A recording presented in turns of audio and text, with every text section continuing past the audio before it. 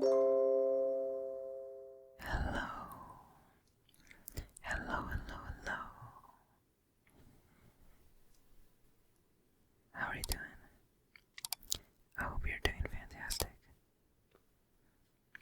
Today, we're just gonna do something a little bit different. A little bit relaxing, I guess. We're here to just relax, enjoy the scenery, and read a book. Today we're going to be reading Rex Incognito. Rex Incognito. The publisher is unknown.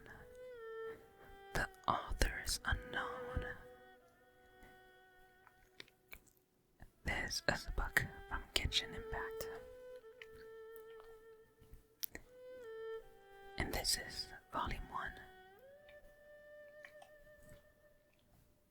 1. Liyue is land where all kinds of rare and exotic treasures congregate. And where there are precious treasures, one is sure to also find those with discerning eye. The very first owner of Shigu Antiques, the unconventional collector Mingwei, was such an individual. Shigu Antiques of Fuyun Slope was frequented by well-to-do customers. Closed during daylight hours, and it only opened to customers once the moon began to rise in the night sky. The shop's customers were anything but ordinary. They were the wealthy and leisurely, people with outstanding taste. A meticulously crafted timepiece from Fontaine, incense from Sumeru, a wine goblet, once owned by an aristocrat of old Mondstadt, a wooden stool whose surface was once graced by the buttocks of an adeptus for all of 1 hour, a delicate jade teacup from which the Lord of Geo once supped a sip of tea, a priceless celadon vase that Liyue's neighbor, Didi the Animal Archon, once accidentally knocked to the ground, shattering it to pieces. All these and more were laid out for the customers to pursue, or to peruse, at their leisure, which item, just waiting for that one person with whom it shared a certain affinity. One night, a wealthy young man who was walking by happened to pause in front of the shop and began carefully examining the items on the shelves. The owner was struck by his long black robes, dark and solemn as the looming mountain peaks, and by his eyes, which were the color of amber. This was no ordinary young man. This Mingwei could tell with one look. "Welcome to Shigu Antiques," she said. "Please peruse at your leisure, and let me know if you find something you like." Her soft voice broke the dead silence of the night. I'm sorry." The young man smirked and spoke in a subtly coy manner. "I'm just rather taken with this exquisite counterfeit." The item that had caught his eyes was a damaged Jade Black. The face exposed the night sky was the one on which the pattern was slightly more intact, and as the moonlight shone down, it seeped into the intricate blemishes in the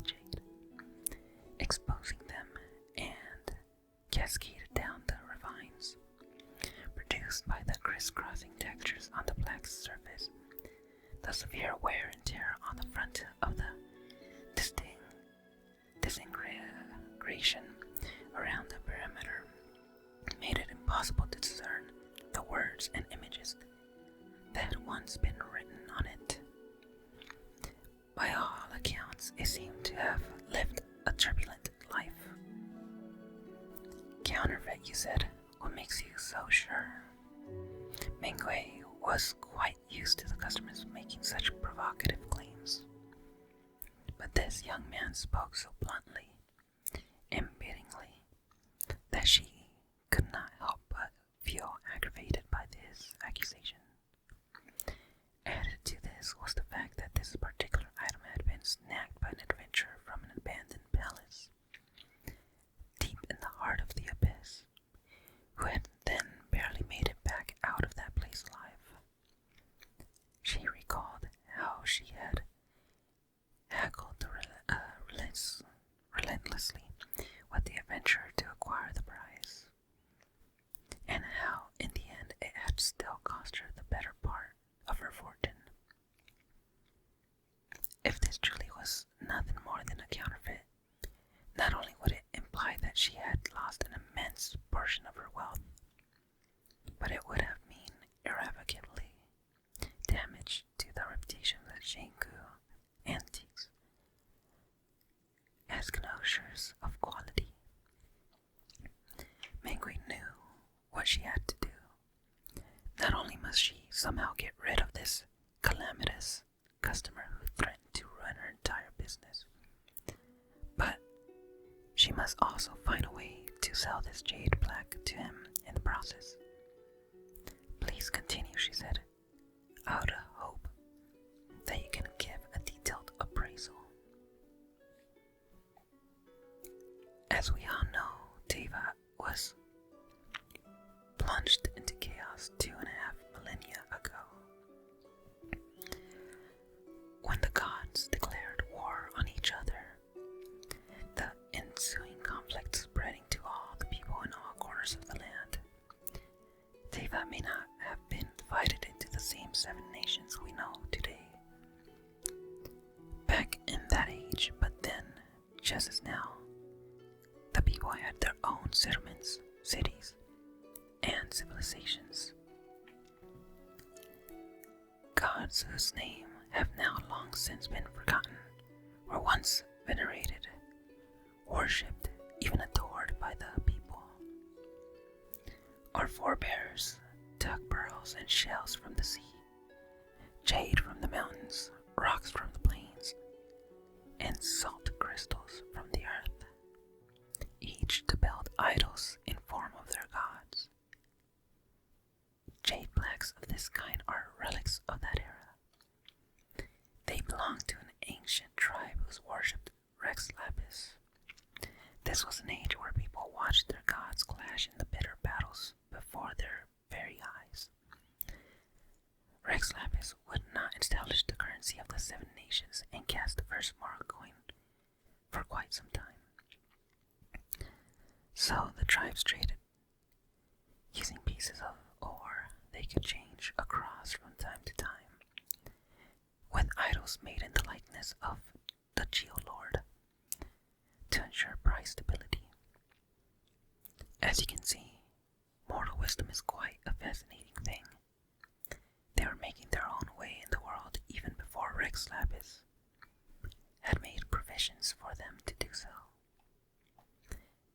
The young man paused, as if to further contemplate the observation he had just made.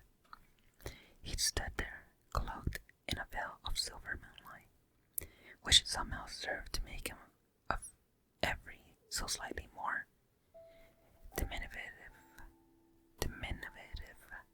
in stature. This type of Jade Black is a rare find in these days and age. Most of them are buried in riverbeds, up in the mountains, and since each one is hand-carved, they are all unique. That is why they typically sell for astronomical prices. To claim that they are priceless would not be an exaggeration. So, it is quite the shame indeed that the one you display on your shelf is a recent counterfeit.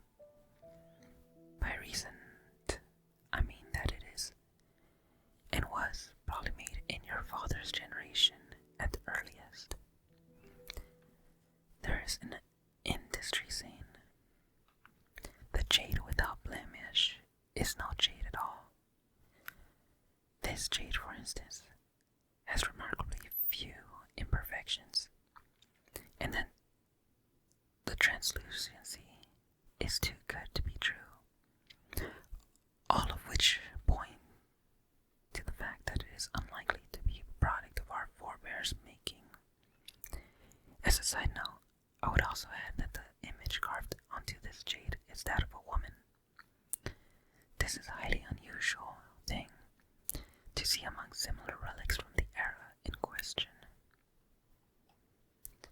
The young man held the plaque up to the moonlight to inspect it in the more detail.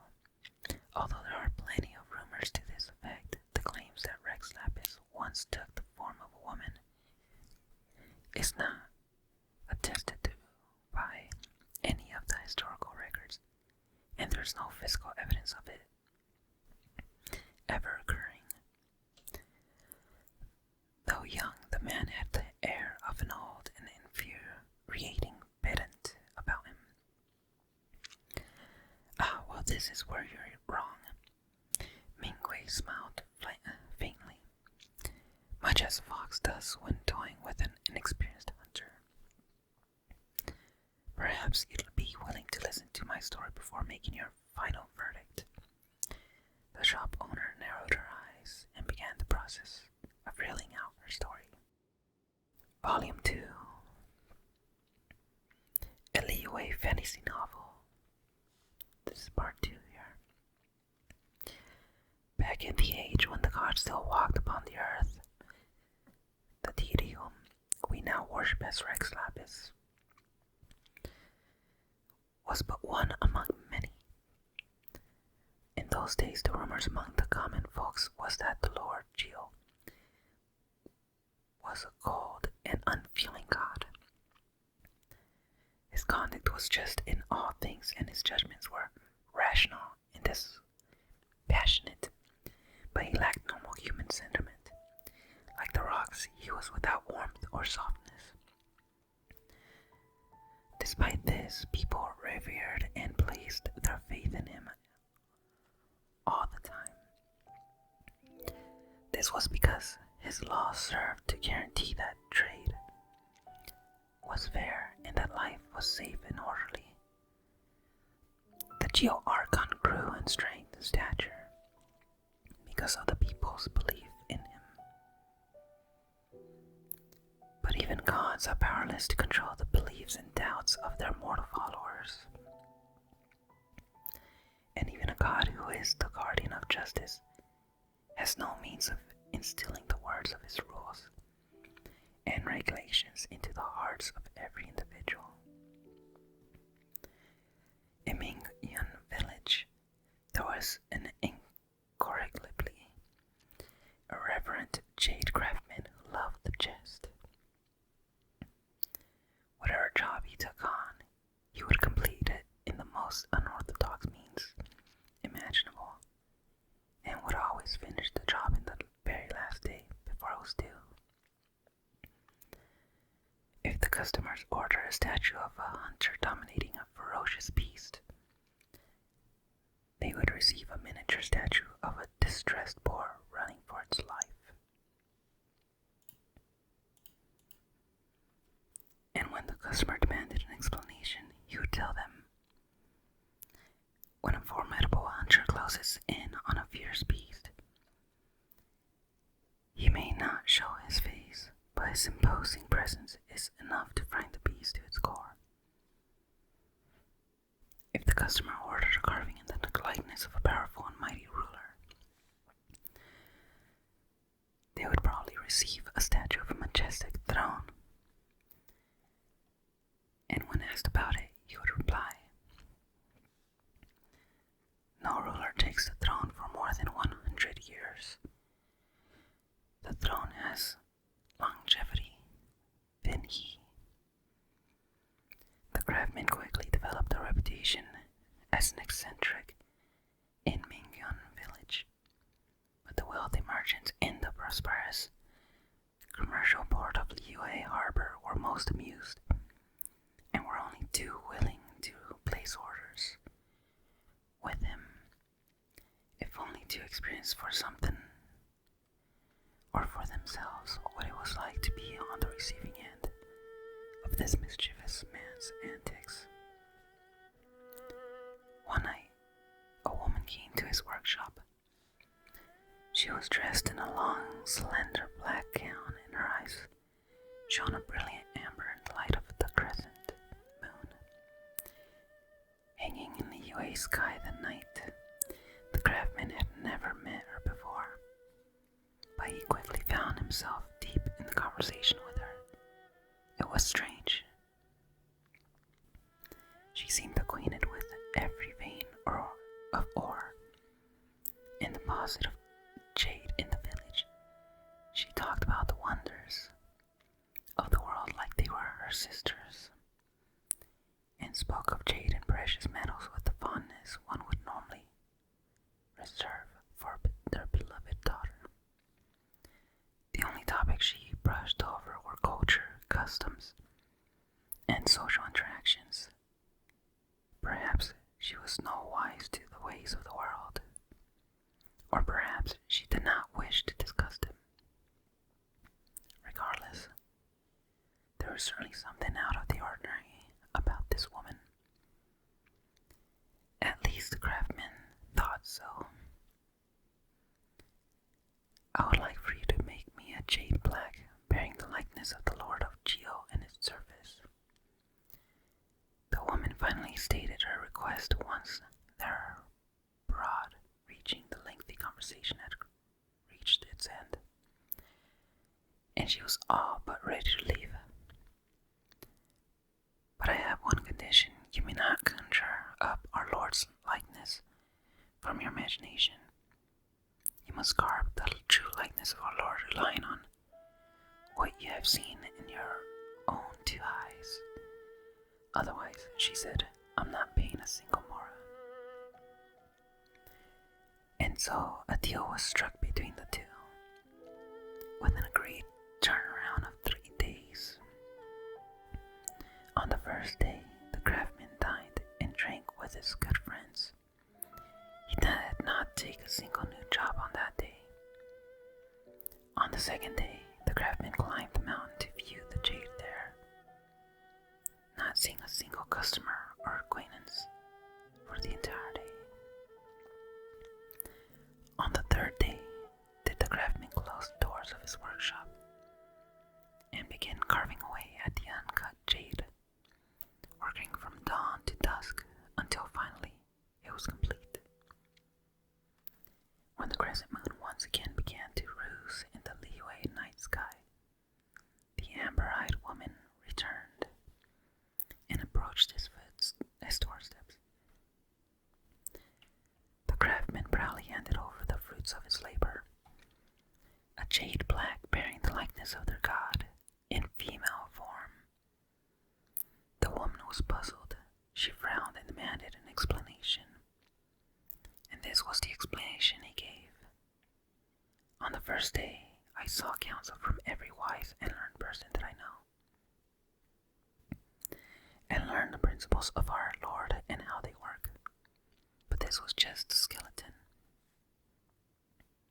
On the second day, I visited the mountains and spent a whole day observing the mountain rocks, listening to the ebb and flow of the elements, and pondering all that our Lord had created. But this was the flesh. On the third day, I covered both my eyes and began to carve from the heart, starting when it felt like the time to start, stopping when it felt like the time to stop. At last, this was the spirit.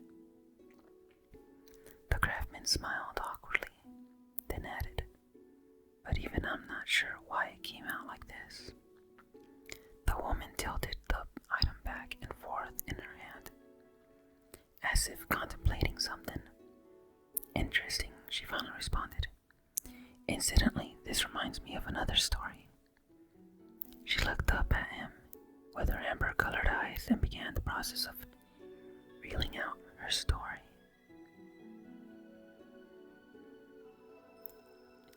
And that's where we're gonna finish this story, Volume 1 and 2 of Rex Incognito. In another video, we will do Volume 3, which is a little lengthy. Thank you for being here. I hope this helped you fall asleep. If you're asleep, I'm glad. If you're still awake, I hope you really enjoyed the video and the relaxing scenery with our little mini ceiling. Thank you again. Time to go to sleep. Good night, and I'll see you